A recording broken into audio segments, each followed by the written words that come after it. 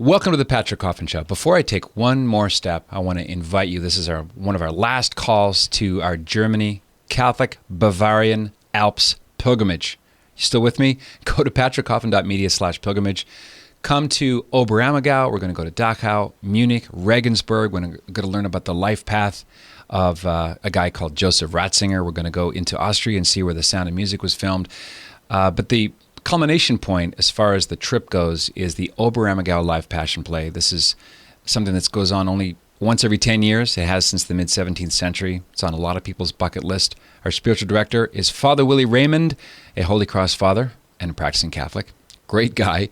Daily Mass, confessions, talks, growth in Christ is the whole point. If you want a tour, this is not it. If you want a pilgrimage of faith, you might want to join us. We do have a few seats left. Go to patrickcoffin.media/pilgrimage. Okay, the topic, bioethics, culture of... I should do a whole series called The Culture of Death Watch. In my home province of Nova Scotia, the government there in 1996 made an agreement with St. Martha's Hospital in Antigonish to not impose secularist principles into the Catholic medical sphere. Well, this month that was reneged on, and they're going to force patients to submit to doctor-assisted suicide. The California Court of Appeals recently ruled that a Catholic hospital could be sued for refusing to allow a transgendered man, that is a biological woman, to have a hysterectomy. In my home country, but the other side of the country, in British Columbia, a depressed man was recently euphemized. That's funny. Freudian slip. Euthanized. We'll get into euphemisms as well with our guest, Wesley J. Smith, on this episode of The Patrick Coffin Show. Coming up straight ahead.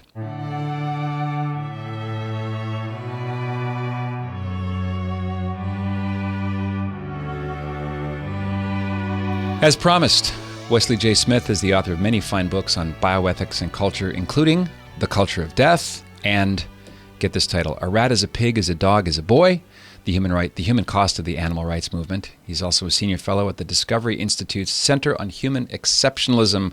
Wesley J. Smith, thanks for being on the show. I appreciate it. Thank you, Patrick, and hello to your viewers. Yep, longtime fan. Thanks for breaking down complex bioethics things where I need it, which is about the 6th grade level.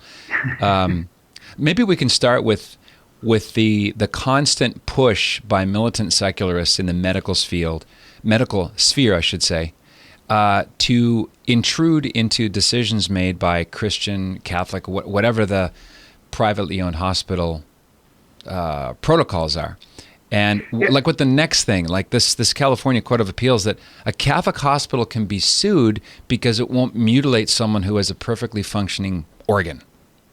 Well, what's happening, in my view, is a concerted attempt to drive Orthodox Christians, small o, like Catholics, and Hippocratic oath-believing doctors and nurses, regardless of their faith, out of healthcare. And impose a more utilitarian or utilitarian-ish approach. And unfortunately, Canada is ground zero for this. As you know, the Canadian Supreme Court imposed a positive right to be killed if you have certain medical conditions in Canada. And in Ontario, the medical college there has an ethical approach that is being enforced at law, which says that any doctor who was approached by a legally qualified patient to be killed, I mean, we're talking lethal injection euthanasia. They call it medical aid in dying, but that's a euphemism. This is lethal injection euthanasia.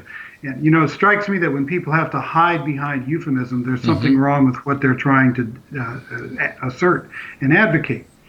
But this rule of doctors against their colleagues, which is stunning, says that if you are approached by a legally qualified person to asking for homicide, because that's what we're talking about, you as a doctor must either do the deed, kill the patient, or if you have a religious or moral objection, you must perform what is called an effective referral, meaning you must procure the death doctor, the doctor willing to kill, that you know is willing to kill, which means you are complicit in that act of homicide.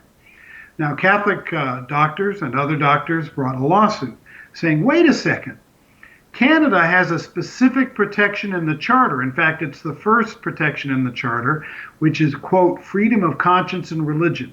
This not only violates our freedom of religion, because you're forcing us to commit what we consider to be a grievous cardinal sin, that is, killing innocent human life, but it violates our consciences. And the Charter has an explicit protection against that.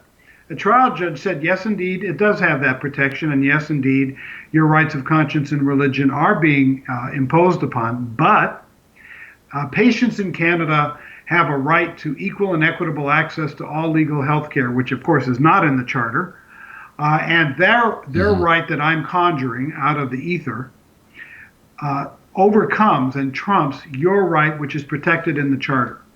So you do have to kill, and if you don't like it, get out of medicine. There was a court of appeal it was appealed to the Court of Appeals. The Court of Appeals made it even more explicit that Catholic doctors, not only will they have to engage in euthanasia or face potential discipline, perhaps even loss of medical licensure, depending on what the College of Surgeons and Physicians does, but they have to perform abortions. They have to engage in transgender activities. And if they don't like it, they can get out of medicine. So very clearly in Ontario, Canada, if you're a pro-life doctor, if you're an Orthodox believing Catholic doctor, perhaps a Jewish doctor, Muslim doctor, or just a doctor who believes in the Hippocratic Oath, which excludes doctors from performing assisted suicide or abortion, you're really caught between a rock and a hard place. Do I choose my faith, or do I choose my conscience, or do I choose my medical profession? It's a very dire situation, and I believe authoritarian. And I don't think, based on also what happened in the Nova Scotia hospital you discussed, where this Catholic hospital is now being required to permit assessment for euthanasia on site to be done next door. Canada's not a free country anymore. Canada has a soft authoritarianism, which is aimed at destroying freedom of religion in that country. I know that Quebec has a potential law coming that says that anybody who works for the government cannot wear obviously religious wear. So that means Jewish men aren't going to be able to wear yarmulkes. Women are not going to be Muslim women hijabs, a crucifix, and so forth. Yeah. This is anti-freedom of religion, and if you're in a country that does not support freedom of religion, which is a fundamental human right in all of the human rights documents, then you're no longer a free country, and in fact, I contend you become softly authoritarian. If only we could blame Quebec or even call it the spear point of all this, but it's Canada-wide, and it's an American problem too, as the Yes. case of the California hospital being sued by a patient because the hospital wouldn't go along with his desire to essentially her desire to remove her uterus based on her deep belief that she was a male. Yeah, this case is out of Sacramento, California. Right. There's a Catholic hospital there called Dignity Health. And Dignity Health has directives, because it's a Catholic hospital. They're not aimed at, for example, transgendered patients. They're not aimed at gay patients. They're not aimed at anybody in particular. It's a universal directive. And the directive says that under Catholic health care, I'm paraphrasing, the Catholic hospital cannot remove healthy organs. You can only take out an organ and interfere with a body's normal organic functioning if there's a pathology, meaning, for example, a cancerous uterus. Well, obviously, the hospital will take out a cancerous uterus. It also will not sterilize, which is a very clear Catholic moral teaching. It will not sterilize a patient and not engage in any procedures that do that unless, again, there's a significant pathology and that there's no other way to protect the patient's life or health. So this patient, who is a biological woman, obviously because she has a uterus, made an appointment to have this hysterectomy and then called the hospital a few days beforehand and said, well, you realize I'm transgendered and this is part of a transition to my becoming a legal man. Yes. And the hospital said, well, we're sorry, we're a Catholic hospital, we can't do that because your uterus is not diseased and because it would sterilize you. There was a great deal of pressure brought on the hospital. After 3 days, my understanding is the hospital referred the patient to another hospital that would do that surgery. Didn't matter. Yep. Which in a way is it's a kind of buckling. Here, go. If they actually made a referral, but just too little, too late. Yeah, you'd call it a yielding. Yeah. But it didn't matter because the patient sued and said you have engaged in discrimination based on sexual identity. The trial court threw it out, said, look, we've got freedom of religion in the United States. This doesn't fly. But the Court of Appeals, and these are California courts, said, nope, sorry. This is an act of discrimination, even though the directives that they were following were not aimed at any particular. It's not in an invidious way. It's not aimed at any particular subgroup of people. It is universally applied. Yeah. So that if this patient had said, look, I identify as postmenopausal, I don't want to have children, take out my uterus and my ovaries, the hospital would have refused that in the same way and for the same reasons. Mm-hmm. So this is an open, as far as I'm concerned, open season on Catholic hospitals. This is what the Court of Appeals said is that the lawsuit can proceed, so it hasn't been completed. But if the Court of Appeals has said this is a discrimination, well then in the trial court the question isn't is it a discrimination, the question is how much will the hospital have to pay. And it's open season on Catholic hospitals in the United States, I can tell you that, because there have been other lawsuits that have not succeeded. And so we'll see if this case goes, for example, to the U.S. Supreme Court and what is done about it. But it's a very worrying concern in terms of the ability of Catholic doctors, Catholic nurses, Catholic institutions to practice medicine consistent with a Catholic moral philosophy and Catholic faith. Wesley, there's so many different avenues I could take off what you just said, but it occurs to me that this legal reasoning, the pretzel-like logic that they try to apply in the face of clear directives from a Catholic hospital, it could be anything. I mean, the patient, or let's say the doctor, if a doctor does not want to violate his sense of and acceptance of the Hippocratic Oath, and he's an atheist, that would be an interesting lawsuit, because you can't say, oh, this is a Catholic dogma argument. We're talking about the human rights of the doctors to not want to violate their consciences. But it reminds me of the penumbra concept found in the 1965, the Griswold versus Connecticut. Yeah, the emanations, the right to privacy is somehow, it's the general sense of the thing being the Constitution, the Bill of Rights.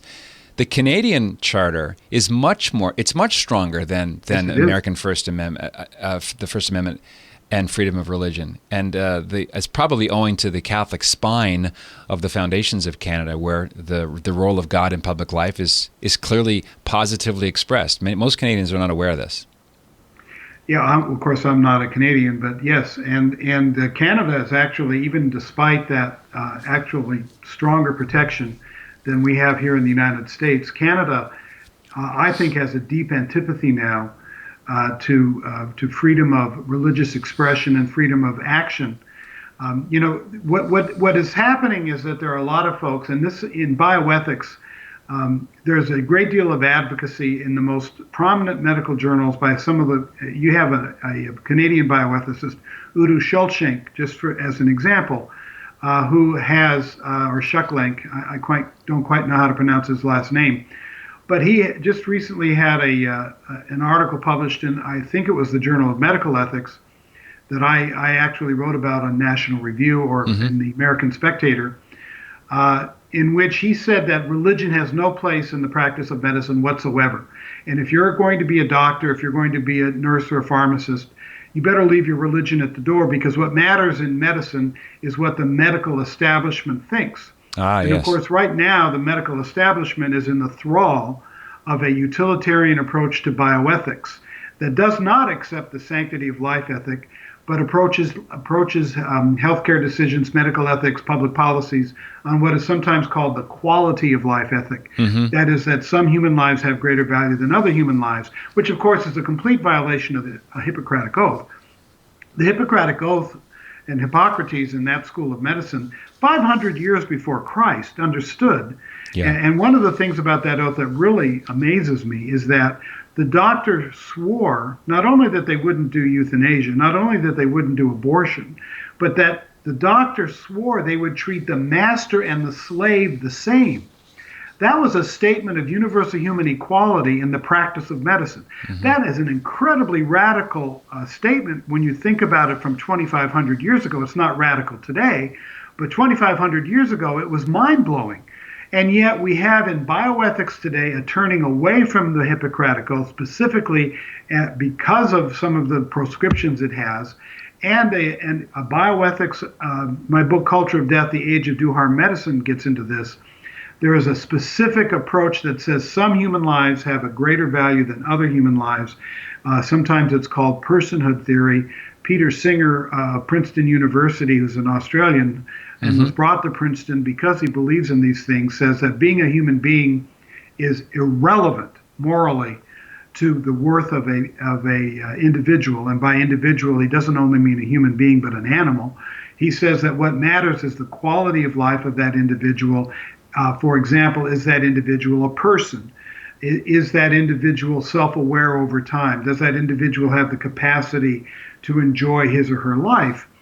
And I almost can't say his or her anymore based on things that are going on. Yeah, no, I'm very triggered. But, very triggered. Yeah, but and in this personhood theory, which is very destructive, and it destroys human exceptionalism and makes universal human rights impossible to defend, there's such a thing as a human non-person, where, according to Peter Singer, and not all bioethicists, but many of the prominent ones, some animals are persons.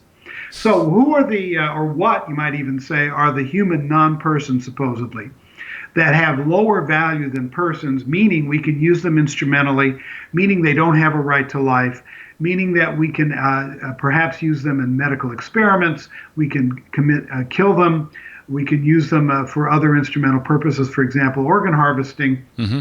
So who are these, or what are these not human non-persons? Well, all unborn life, embryos and fetuses. They're not self-aware over time. They're not conscious. They're not able to enjoy their own life. But also newborn babies. Sometimes bioethicists will call a newborn baby a potential person because they understand the consequences of depersonalizing that baby. Mm-hmm. But Peter Singer doesn't do that, and he's the world's foremost proponent of infanticide. That's actually how he became famous, that and promoting animal liberation. Who else might be a human non-person? Well, my mother. My mother died of Alzheimer's disease. Mm-hmm. Of course, she was a person through most of her life, but in this view, when she lost some of these capacities, they would say she lost her personhood. Terry Schiavo, the young woman who was dehydrated to death by having her feeding tube removed in 2005, mm-hmm. I was in a debate with a bioethicist on Court TV at that time. Court TV doesn't exist anymore. But I said, we were going back and forth about the facts of the case. I said, let's just get down to, the fellow's name was Bill Allen. I said, let's get down to the bottom line. Is Terry Schiavo a person? He said, no. And I said, if she's not a person, does that mean we can harvest her organs? And he said, we should treat her organs as we would any other piece of property. So you can see the human rights potential consequences when you say that some people are persons and some people, human beings, are not persons, because that means some human beings have less value than others, and that means that's the end of universal human rights and human equality. Yeah, George Orwell meets Kafka meets H.G. Wells. We're all animals are equal, especially some of these other animals. You know, I was going to call my book, which is now A Rat is a Pig is a Dog is a Boy, I was going to call it 4 Legs Good, 2 Legs Better, or 2 Legs Good, 4 Legs Better. Yeah. But I realize nobody reads Animal Farm anymore. No, so, yeah, and plus you would be excluding the centipede community. So that's true. Good point. Yeah. I'm always thinking of the next crazy. But in terms of bioethics, if you approach public policy and medical ethics with a view that some human beings do not have full equal value compared to other human beings, the policies you pursue are going to reflect that approach. And that means the most weak and vulnerable among us are in big jeopardy. And there, for example, there's a a bioethical controversy, which also occurs in Canada, called medical futility or futile care. And in futile care, that's sorry, Wesley. Futile. Okay, Futile, not futile care. feudal. Okay. Right. It's sometimes called not futile, yeah, although it is kind of futile.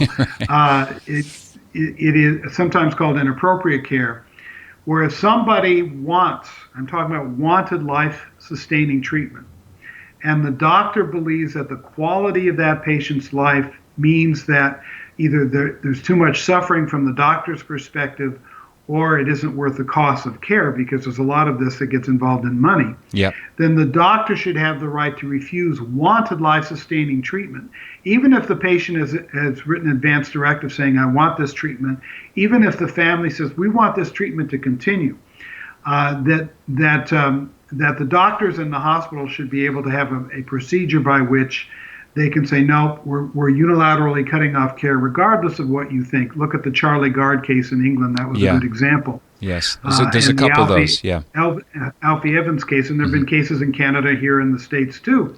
But understand that when you're dealing with futile, F-U-T-I-L-E care, the care isn't being, or the treatment, life-sustaining treatment isn't being stopped because it doesn't work. That would be futile, truly futile, if it didn't work. It's being stopped or prevented because it does work. And it is keeping, for example, the patient alive when that isn't what the bioethicist or the doctors want. Right. Therefore, in reality, it isn't the treatment that's futile, it's the patient. And this is the kind of thing that can occur when you accept a quality of life ethic. Okay, so under this definition, what you just described is that futile is defined by the subjective opinion of the doctor, not the directives or the bioethic, whoever, or whatever it might be. Whatever decision makers on the hospital board. That's what they consider futile. Isn't that a cousin of or analogous to what they consider quality? Does anyone define quality that has hard edges on it? Because anyone in a coma, there's a law, I'm sure you just enumerated some of them. I can think of a bunch more of human beings that would not be called persons because of some mental incapacity. Of course. Yeah. The problem that I call them futilitarians, the problem that the futilitarians have is they've been unable to come up with a specific kind of definition that would apply in all cases. So they've resorted to a procedural approach. For example, in the state of Texas, if a patient is in an intensive care situation and the doctor says, well, we think this is inappropriate, this is not the best way to go for the patient or for the money for the hospital, we might say, the doctor has a right to call a bioethics committee hearing, which of course shouldn't be a quasi-judicial thing. It should be a mediating kind of meeting to help people reach common accord. But in Texas, they've become quasi-judicial.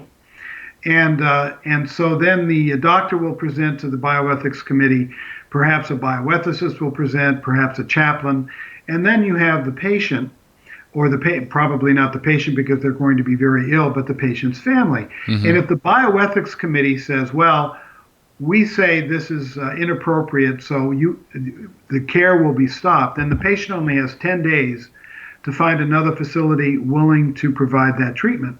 Well, often these families are unable to do that because these are expensive patients and because they tend to honor each other's medical futility kind of determinations. Sure.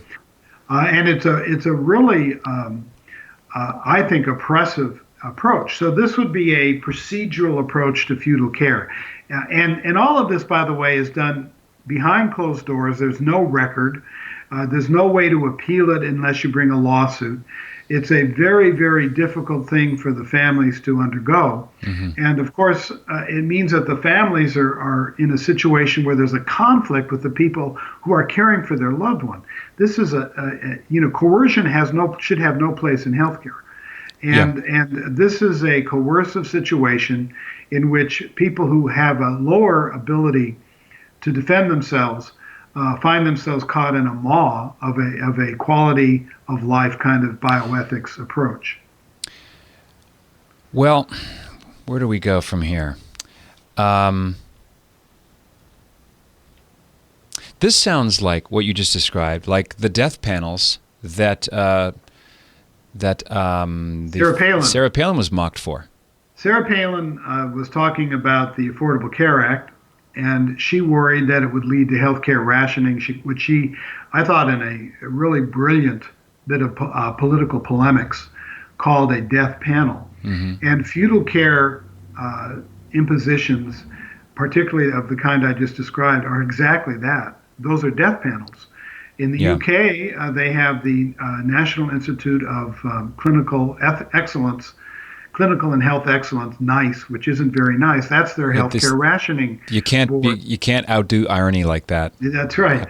So yes, and healthcare rationing also, which can be very invidiously applied. For example, we'll give President Obama, when he was pushing the Affordable Care Act, basically was asked by a woman. She said, "Look, my mother's over 100. She's very vital.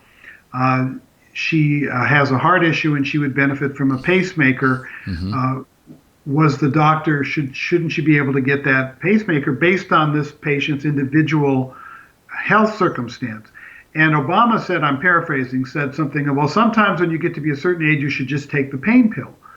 Well, when you are going to have death bureaucrats deciding who has the right to particular levels of treatment and who doesn't, you're very quickly going to end up in an invidious form of discrimination, medical discrimination.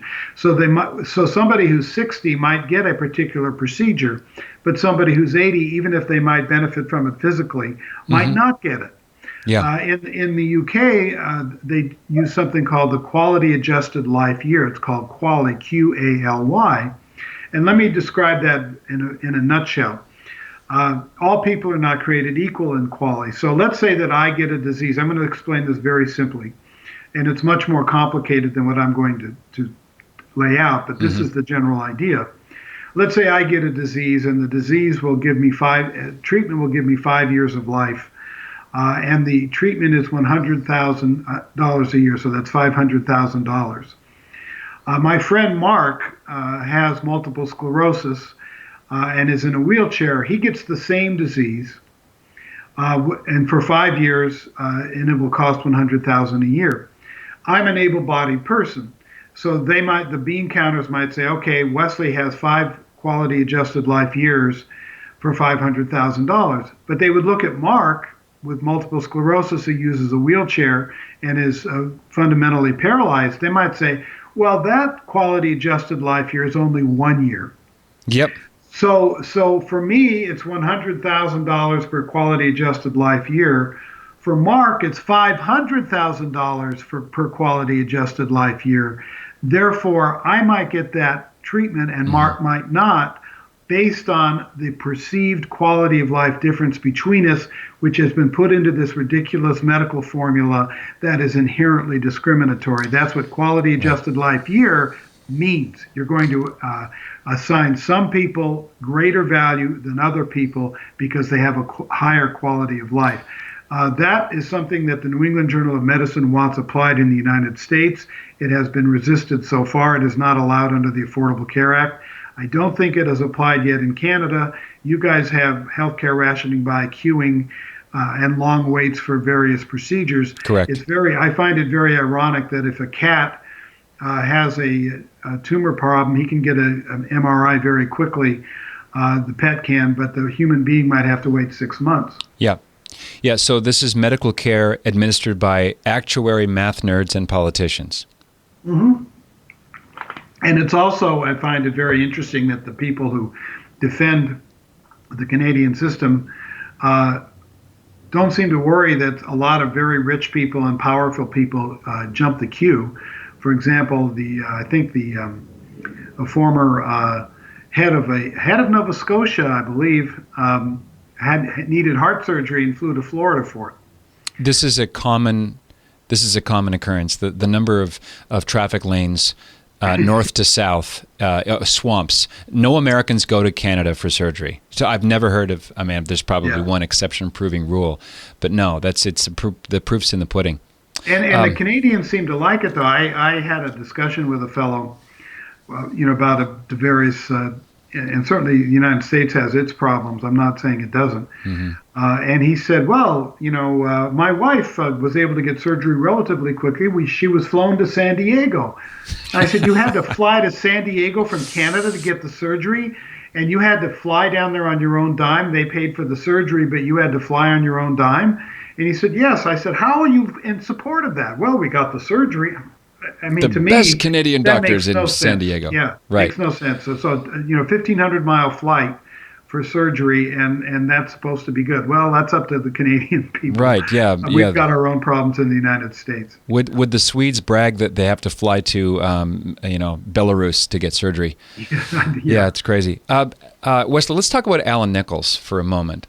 Alan Nichols, the late Alan Nichols, was admitted to Chilliwack General Hospital this past June. He was 61, suffering depression. He was apparently worked in school systems as a janitor. He was found dehydrated and malnourished, and then within a month he was killed by lethal injection against his sorrowing family, who disagreed with all this. They were not even allowed to know the whys, the whats, the medical files not released, and they got, I believe from your coverage just this week, Wesley, they got this call from a doctor saying in 4 days your relative's scheduled to die. Yeah, he's going to be killed, and there was nothing they could do about it. In Canada, the federal law requires that before you can receive lethal injection euthanasia, your death is supposed to be reasonably foreseeable. Now, that's a very weak and reasonably foreseeable. Reasonably foreseeable. Well, all of our deaths are reasonably foreseeable. Fact. I hate to tell you, but there's supposed to be at least some expectation that in a point where you can see it, that death will occur. Now, there are a lot of people in Canada, death advocates, suicide advocates, euthanasia advocates, who are saying that's unconstitutional because the federal court, the Supreme Court that imposed euthanasia on the country, didn't have that kind of limitation. In fact, I read the case. It does not limit euthanasia to the terminally ill or reasonably foreseeably terminally ill. It says that if anyone has a medical diagnosis that causes irremediable suffering, as defined by the patient, and even if there's a actual remedy to alleviate that suffering that the patient doesn't want, then the patient has the right to be killed. Basically, that was the ruling of the federal court. And the federal court said that the suffering can be psychological as well as physical. So you have a lot of lawsuits saying that this reasonably foreseeable is unconstitutional. In fact, Quebec court just found that was unconstitutional a few weeks ago. This man was apparently, and I'm basing my understanding from some news coverage there. The family went to, I think it was CTV, one of the news outlets in Canada, and said, look, this is what happened to our loved one, and it was written up. And if that's the case, then a depressed person whose death was not reasonably foreseeable was lethally injected by a doctor. Now, the question is, will anything be done about that? If I'm right, and I've seen what happens in the Netherlands, and I've seen what happens in Belgium, and Canada has gone headfirst into euthanasia happiness and jumped headfirst off the moral cliff, nothing will be done about it significantly. Either the prosecutor will say, well, the doctors are in good faith, why should we bring in a case? Or the court will say, well, this doesn't meet with what the Supreme Court ruled, which I actually think is true. The reasonably foreseeable certainly does not meet what the Supreme Court of Canada ruled. Or there will be a movement in legislation to kind of expand away from the reasonably foreseeable into a more easy, open access to euthanasia. So your viewers need to understand where Canada's heading. Canada is following in the footsteps very quickly of Belgium and the Netherlands. In the Netherlands and in Belgium, you do not have to be terminally ill to be euthanized. You can be mentally ill to be euthanized. In Belgium and Netherlands, mentally ill people have been brought to hospitals, killed. They were not physically ill otherwise, and then their organs harvested. Canada has already conjoined organ harvesting with euthanasia, meaning people have been brought into hospitals who would not have died anytime soon necessarily. They were killed by doctors, and then their organs were harvested. This is a really frightening and alarming approach, because you are basically, when Canada says, and Belgium and the Netherlands, that we will accept donated organs for people who want to be killed, you're giving those people a reason to have themselves killed, because you're basically allowing them to think, well, my death will have greater value than my life. Yeah. This is very alarming. Now, what's really concerning to me is I predicted my very first anti-euthanasia article I ever wrote was in 1993. It was in Newsweek magazine.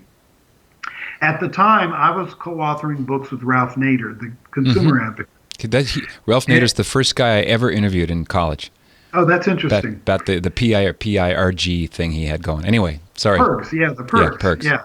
Well, Ralph was my hero as a teenager, and you can imagine I was just very pleased that he actually was co-authoring books with me. Now, I wasn't working for him; we were working together as colleagues. And I had a friend kill herself under the influence of the Hemlock Society, and we can go into that if you'd like. But my first piece in Newsweek magazine, which I called "The Whispers of Strangers," because my friend had been a very depressed person. And in fact, I believe she had dual citizenship with Canada. She'd been married to a Canadian who had gotten Alzheimer's disease. Her husband had divorced her before that and married a younger woman, which of course made her very bitter. Yeah. And now she was in California in a rent-controlled apartment while the hated second wife was writing her alimony checks. So anyway, my friend Frances killed herself, and I wrote a piece saying this is really alarming. I didn't know much about euthanasia then, and it's called "The Whispers of Strangers." It's available online. If you, I'll put it in the link. Thanks for. I'll write that down. Yeah. Just do a Google search with my name; it'll come up. And I said, we have to be very careful here, because I started following my lawyer mind, my logic, right? If we're going to allow this, then it seems to me that pretty soon we're going to say, well, let's allow organ harvesting as a plum to society. That's how I put it. To give society a stake in this culture of death issue. And people screamed at me. They yelled at me. They said, you're an alarmist. It'll never happen. And now it's happening. It's happening in Netherlands, Belgium, and Canada. Yeah. And Canada, for your viewers who might live in the United States, they'll say, well, it'll never happen in the U.S. Canada's our closest cultural cousins. I mean, you guys would be part of the United States if you hadn't won the battle at Quebec, but you did win the battle at Quebec. So, I mean, the idea that it can't happen in the U.S.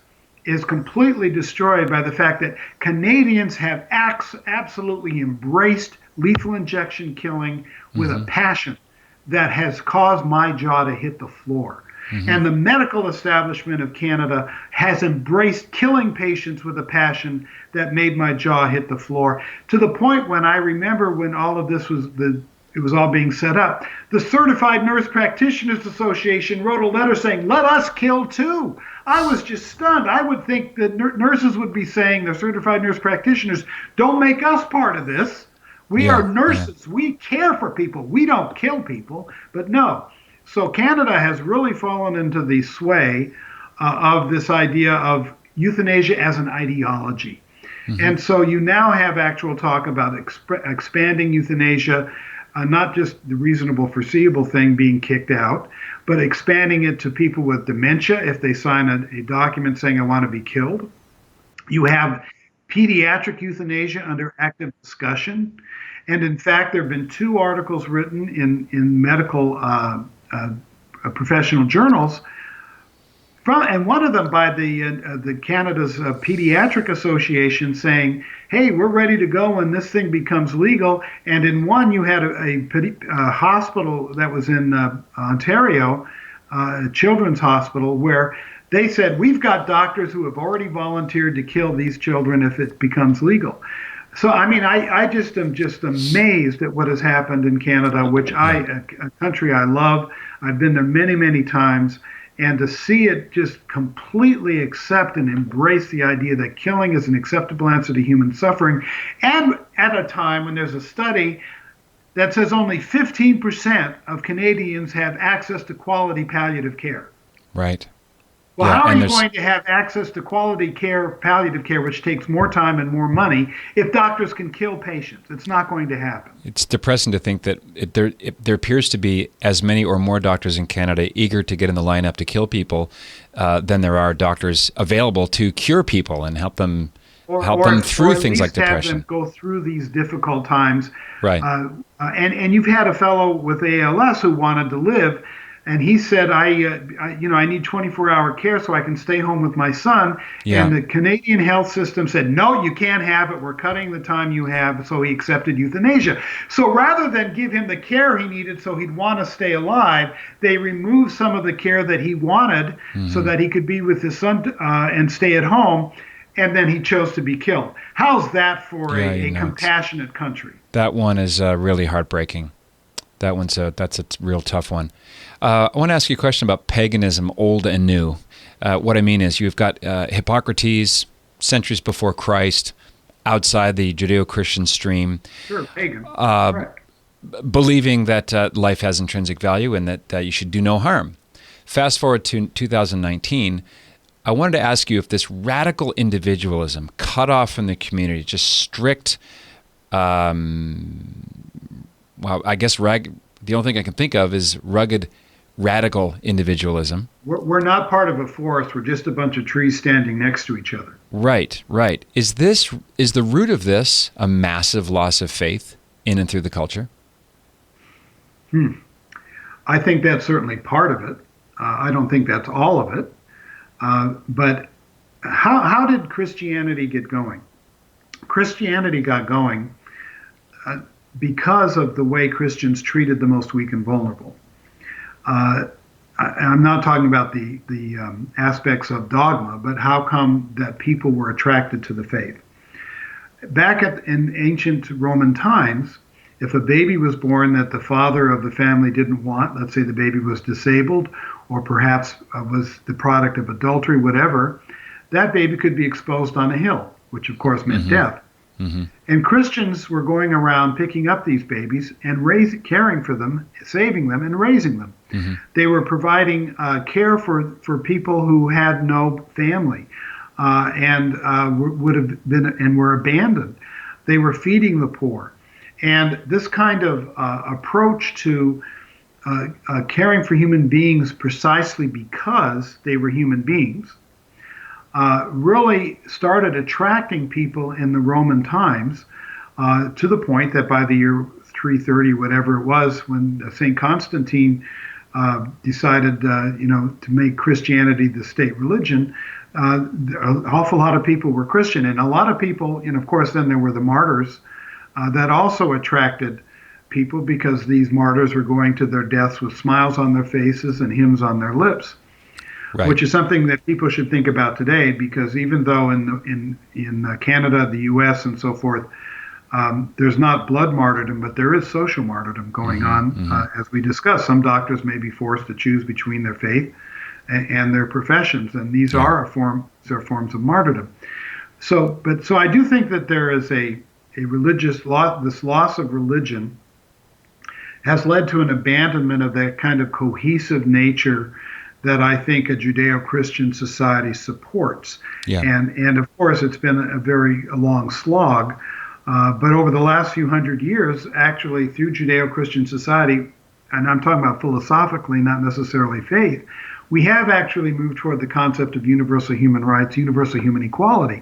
Human exceptionalism says that humans have equal inherent moral worth simply and merely because we're human, without any exception. You don't say, well, what are your attributes? What are your quality of life? You're human, then that comes with the package. That kind of objective approach to human value is required if you're going to have universal human rights. The neo-paganism and hedonism has basically turned things from what is the purpose of society, protecting innocent human life, promoting righteousness, from that to preventing suffering. Right. So the idea of suffering becomes the biggest issue in a neo-pagan kind of approach. And so if the purpose of society is to prevent suffering, then that which constitutes prevention quickly becomes, well, we can, if we're going to eliminate suffering, that can also include eliminating the sufferer. Right. And then the concept of what is the kind of suffering that justifies eliminating the sufferer becomes very elastic. That's right. And it can not only include, well, I'm not only dying, but I've got a disability. Well, of course, you wouldn't want to live like that. Or, well, my children have been killed and I'm suicidal. I don't want to live anymore. Well, of course you don't. And in fact, in the Netherlands, a woman, a psychiatrist who assisted the suicide of a woman who wanted to die for that very reason, was said by the Supreme Court that is absolutely justifiable, because suffering is suffering, and it doesn't matter whether it's physical or whether it's emotional. Suffering can also include the suffering of family. So that the idea is, well, families should not have to be put through this kind of suffering. And a patient might think, well, you know what, I should put myself out of my family's misery because I'm causing my family difficulty through my suffering. And so the idea of being cared by the family moves to, well, I'm a burden on the family. It gets redefined as altruism all of a sudden. That's right. Yeah. And it can become the suffering, a duty to die. Well, you're costing too much for society, so we'll impose these feudal care issues, or perhaps eventually we'll have non-voluntary euthanasia, which isn't happening yet.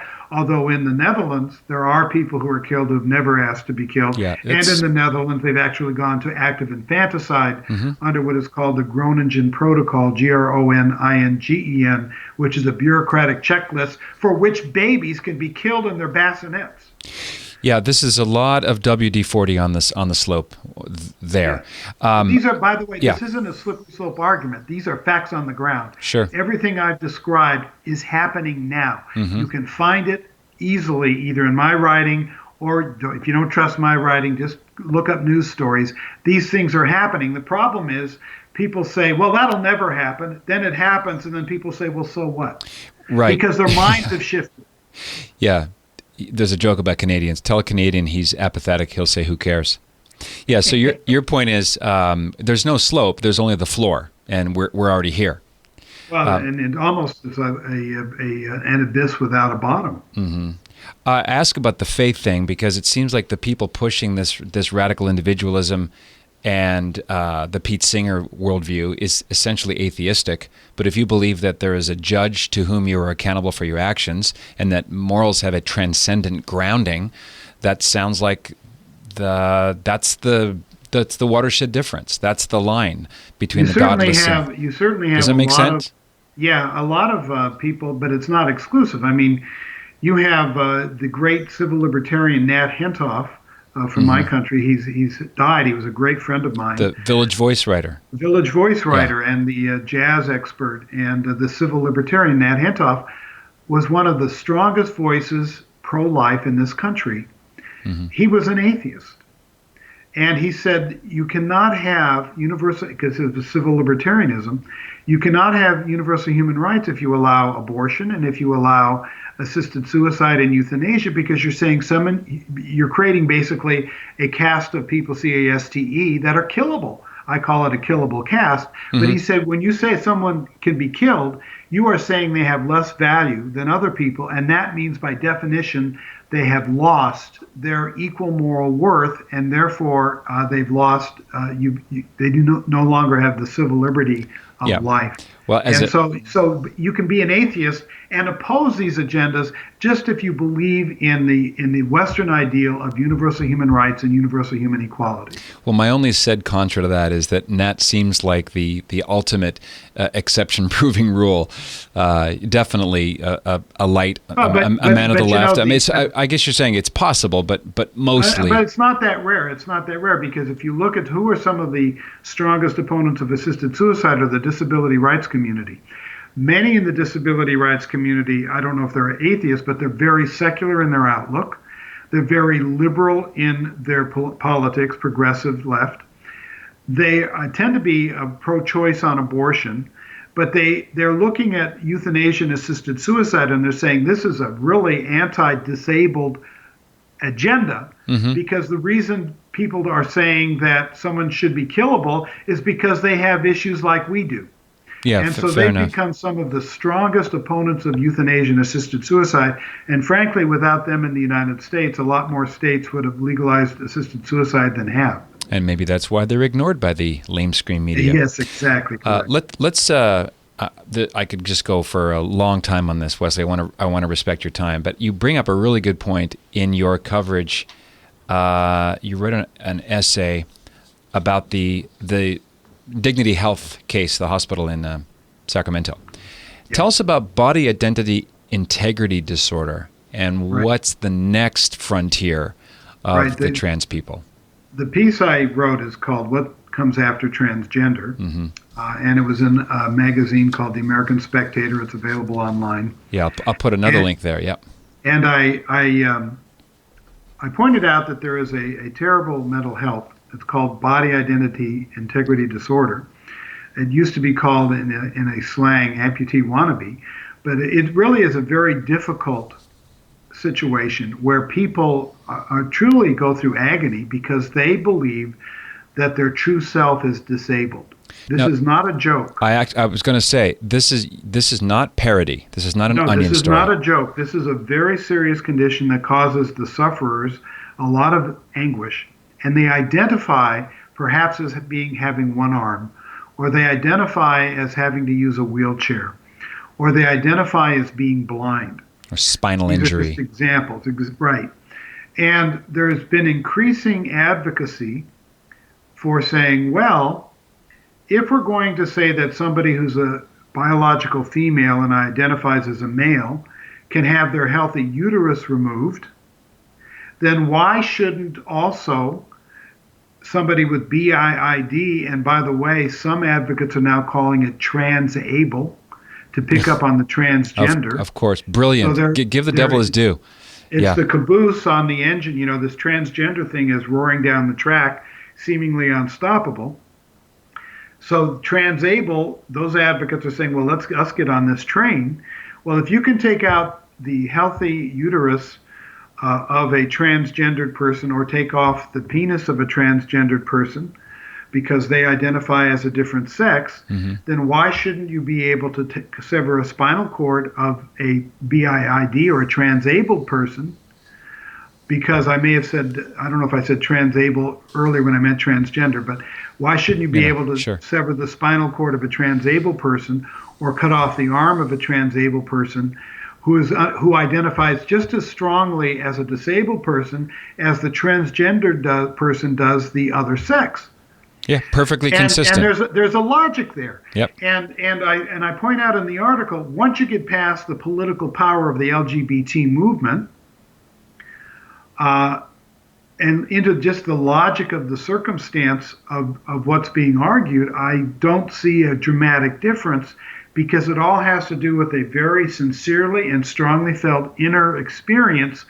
And there are many people who want healthcare now, medicine, to become, rather than professionals, they should be there to be functionaries, very technocratically expert, but functionaries nonetheless, who provide for people that which they want for themselves in a medical context. And I said, if this transgender thing continues the way it has, well, I thought, and I predict, that within 10 years, doctors and hospitals will be cutting off healthy arms or severing spinal cords in legitimate hospitals. Some rogue doctors have already done it, by the way. Yeah. Putting acid in eyes for people who feel blind. Acid in eyes to blind somebody. That was a psychologist and so forth. And I said that within 15 years, and people say I'm being unduly optimistic, that they think it'll go quicker, that they might be required to do that, the way doctors are now facing the prospect of being required to provide transgendered surgeries and stopping of puberty and so forth. And this is what happens in a utilitarian, and you might even call it a paganistic situation, where preventing suffering becomes the highest directive, as opposed to preserving and protecting innocent human life. Or if only it was pagan. This is more neo-pagan, far, far worse. I wonder, last question, Wesley, I wonder if This just And by occurred. the way, this is Yeah. all moral panic, I think. It's There's all a what? moral panic Moral panic, happening yeah. in our society, in the West. You don't see this happening in societies where they're still trying to survive. This all comes about in a society that has succeeded so abundantly that I think it's a form of decadence. Yeah, almost success, flourishing guilt. Yeah. I wonder if you could say, if someone's severely depressed, I wonder if they'll begin describing their desire for assisted suicide and euthanasia based on what you just said. I wonder if they'll start to say, I identify with being dead. I feel dead now, and I want my body to reflect that inner conviction. That's an interesting question. I don't know, but I don't know if they're going to need to do that because they will say, look, and this is what happens in the Netherlands and Belgium. It does not yet happen in Canada, although we had that one case out of BC. I am so empty inside. My suffering is so extreme because of this depression. Yeah. The only way I can escape it is to be killed. And if eliminating suffering is your prime directive, and eliminating the sufferer becomes an acceptable answer to that, then logically, how do you say no? I don't think you can. Yeah, I don't think you can. Now, you write a lot about this. Here's my actual last question. Does it ever get you down? Do you ever feel slammed by it all, or like, in a funk about how, where are we going and why are we in this handbasket? I have. I think that one of the things that allows me to escape that is when I was a practicing lawyer. When I started practicing, I was a trial lawyer, and when I started practicing law, I just become utterly consumed with the cases, and it was almost like I didn't have another life. And if you're going to be a lawyer, you have to learn how to create a certain arm's length from your clients and from your cases. So I do have the ability to sometimes turn it off, but so I don't get overly depressed. I allow myself to have a life because I'm not going to allow those people who are killing and responsible for so much, I think they have so much blood on their hands. I'm not going to let them have my happy life. Yeah. But I do get very, imagine my poor wife sometimes. But I have an outlet. I'm able to, it's like I get my bone marrow catches fire, to use that metaphor, which was it Jeremiah? I don't know. Jeremiah, yeah. To that, but it's true. I just have to pour it out, and luckily I have an outlet. And then once I've got it out there, and I social media it, and I do my radio interviews, I'm able to then say, okay, let's go walk the dog by the river. Let's hit Disneyland. Yeah. Put on some jazz. Well, but if I allowed myself to just get so down and upset, then I would no longer be effective. 100%. Yeah. And I've noticed, I want to throw your Twitter handle. It's @ForcedExit, which sounds like it's going to be one horror story after another. It's not. It's a pretty happy feed. So @ForcedExit is Wesley's Twitter handle. That's my book, Forced Exit, right. Which is against euthanasia. But I post all my articles on that tweet, also my Facebook page, but I also deal with other issues too, and sometimes even like my recent trip to Egypt. That's a good neologism, tweed. Tweed, yeah. Is that the best? Is that the shortest distance between my viewers and you? I guess, @ForcedExit. Yeah, just follow me on Twitter. Okay. And if you're interested in my articles, it'll all come up. Good. I also have at discovery.org is my articles archive.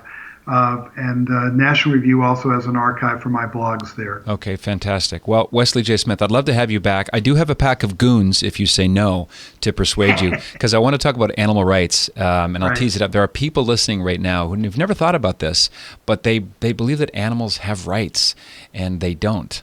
And so maybe we can talk about a rat as a pig as a toy. I'd like your viewers to think about the difference between animal rights and animal welfare. Yes. Many people support, as I do, animal welfare, which is treating animals humanely, and that's also part of human exceptionalism. Yes. We have the duty to do that. Animal rights is an ideology that says humans and animals have equal moral worth, and what we do to an animal should be viewed no different than what we do to a human, and Correct. I reject that out of hand. Absolutely. Well, thanks for being a gift. I love your stuff, and I hope to throw more traffic at you and have you back in the not-too-distant future to talk about animal rights. Well, thank you, Patrick. I'd love to do it. All right. Most excellent. All right. This is the Patrick Coffin Show. One more time, patrickhoffen.media/pilgrimage to join us in Catholic Bavaria next May. Until next time, be a saint. What else is there? Hey, this is Patrick Coffin. If you like what you see and hear and you want to see and hear more, consider joining Coffin Nation as a full member. Just click right here and find out more about what that means. Nipsey, my fedora. That's Coffin Nation, the world's largest online community of culture builders. Click right here. See you on the inside.